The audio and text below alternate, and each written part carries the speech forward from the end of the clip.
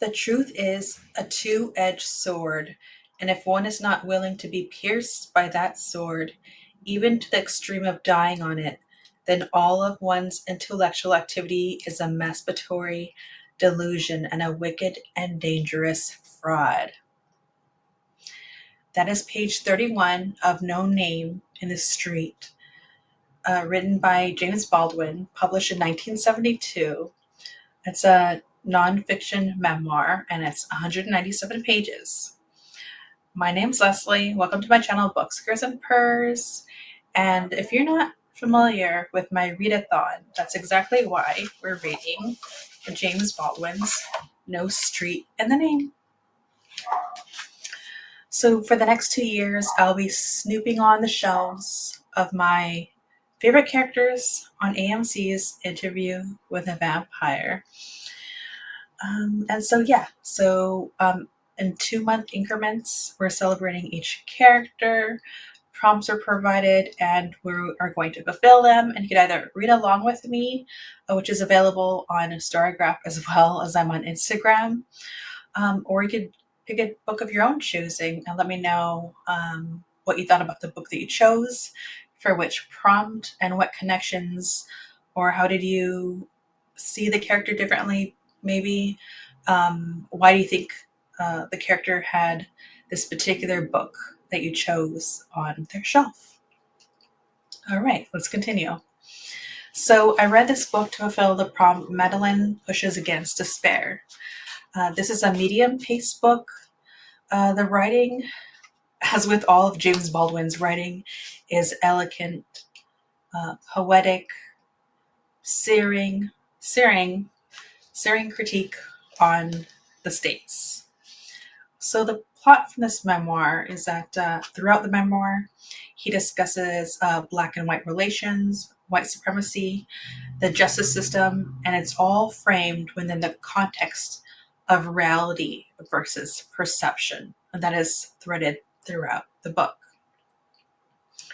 And he actually sets up this framing really early on within the first paragraph.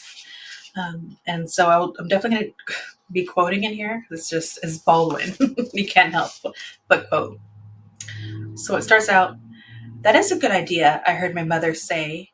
She was staring at a wad of black velvet which she held in her hand, and she carefully placed this bit of cloth in the closet. We can guess how old I must have been from the fact that for years afterward I thought that an idea was a piece of black velvet. And so then we have this idea of what someone perceived versus like the truth. And that's also something that just is talked about throughout. And just to kind of give you a list of what you can look forward to in this book, because I don't want to give too much of a lengthy discussion about this, but all around the framing of reality versus perception. He does mention early on his father, his childhood, his father having many different kids from different families. They didn't have a great relationship, but also that his father's mother had been enslaved, because that's threading who his father became, how that affected Baldwin, or how we might think that affected Baldwin. There's also an example that the author gives regarding a friend who's a postal worker and how Baldwin's life looks easy compared to theirs. And he even uses a suit as symbolism along with the imagery. For Baldwin, he has a suit and it's so heavy on him over the death of people in his life, political activists. And for his friend, it's just a suit, and his friend needed a suit and it fit him. But there's so much going on. There's that they're definitely living and perceiving their lives differently. And that's Ginger, of course. I hope you don't hear her, but here we are. And also a conversation about perceptions. How would I say that? Different perceptions on political subjects based on different generations. For instance, the Vietnam War. He also talks about, this isn't necessarily completely threading along, but he does have a conversation about the power of love and how that changed him. And that does go, touches upon what he's saying overall, which I'll get to. So he writes, if love had not forced me to attempt to deal with myself, um, or that's what I did. It forced him to look at himself. And then he goes on to write, this means that one must accept one's nakedness.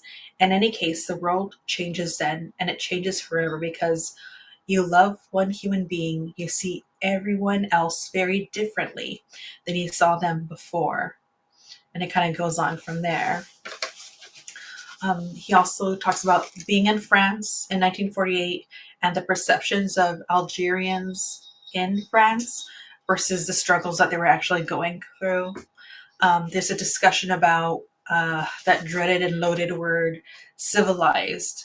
Who defines who is or isn't civilized? Who has the power uh, to put those labels into like existence? And he discusses like what it takes to acknowledge the villain at your doorstep. Democracy as a myth. He also talks about the 70s, like white hippies juxtaposed against the Black Panther ideologies. And so he also has a discussion about himself, Malcolm X, Dr. Martin Luther King Jr.'s ideologies, and how they differ, where they align, and also a discussion about Martin Luther King Jr.'s like famous march where he discussed like I have a dream. The difference between an officer and criminals, as he sees as just the uniform. There's a discussion about movies and media. Can Americans handle a critique? And how does media distort the truth?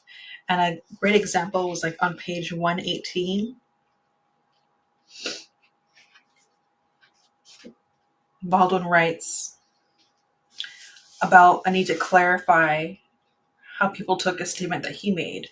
And so he happened to just be told that Malcolm X died. And he writes, the British press said that I accused innocent people of this murder. What I try to say then, and will try to repeat now, is that whatever hand pulled the trigger did not buy the bullet. That bullet was forged in the crucible of the West. That death was dictated by the most successful conspiracy in the history of the world, and its name is white supremacy. And so I find that interesting that he's having to clarify that, refine that, um, be more concise in a way. So I actually want to look into what he originally said because I find it very interesting that that's something that the British press felt the need to critique. And I see this happen quite a bit in some old interviews I see with Baldwin.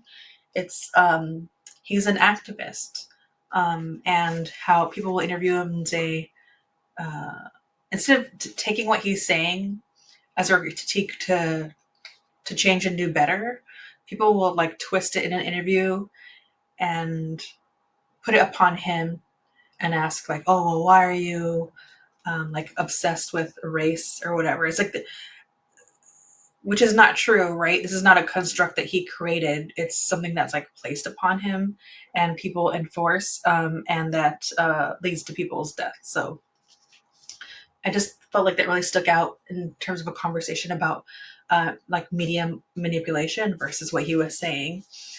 And so I thought he tied this up really well, actually kind of early on page 53.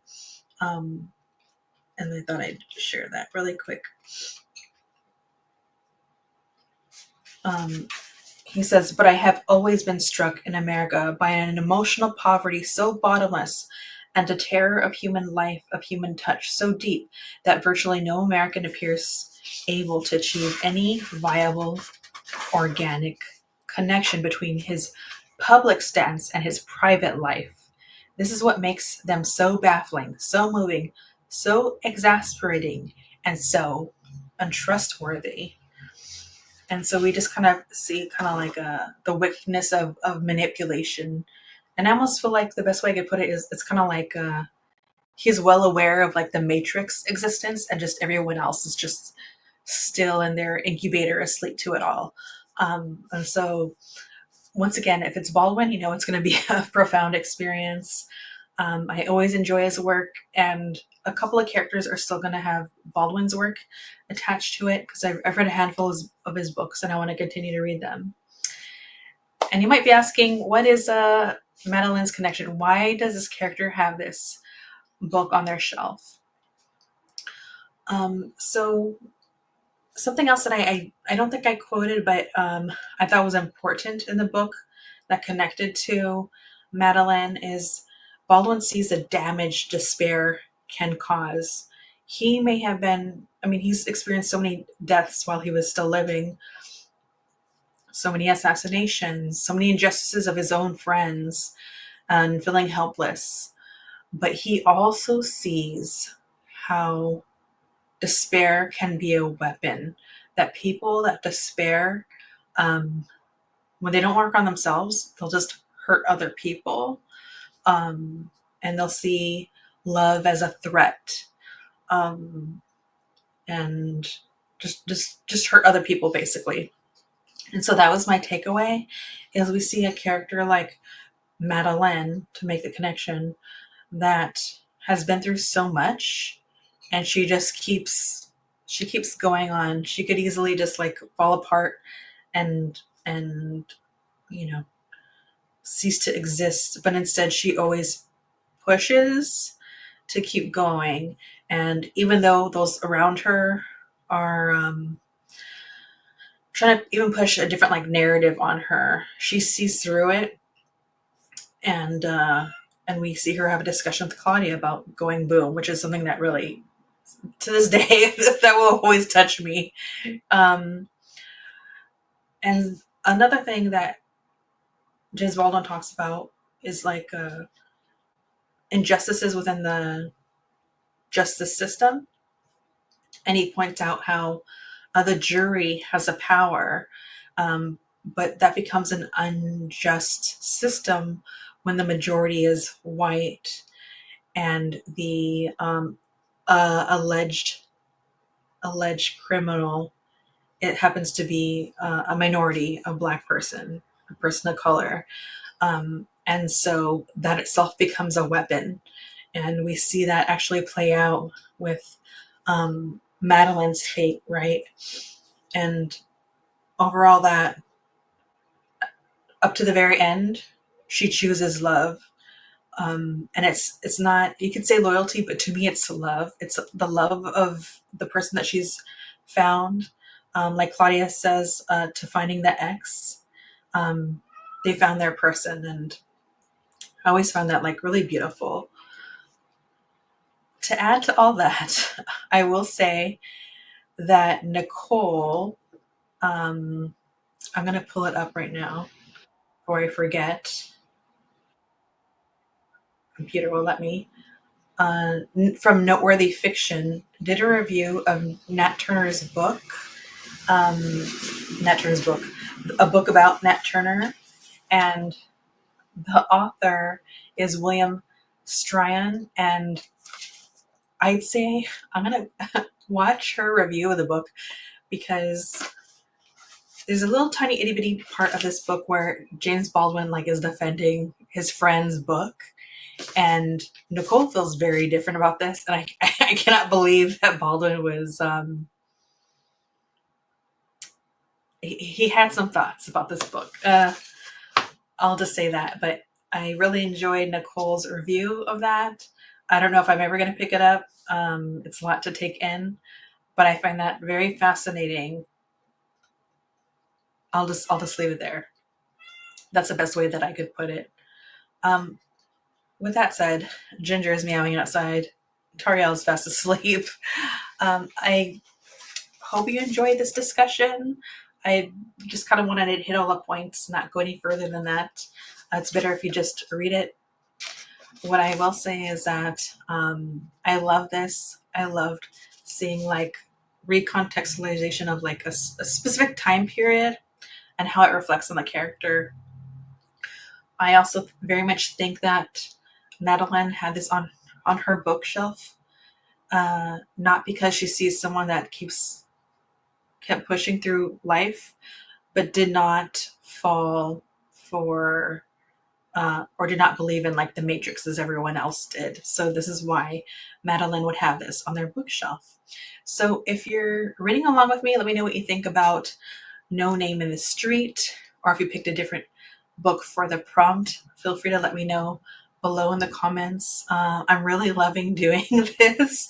I don't think I'm ever going to get tired of it, and I wish I could just do this forever. All right, everyone. Thank you for just participating with me and watching with me. And you know what? Life is chaos. Be kind and read books. Bye.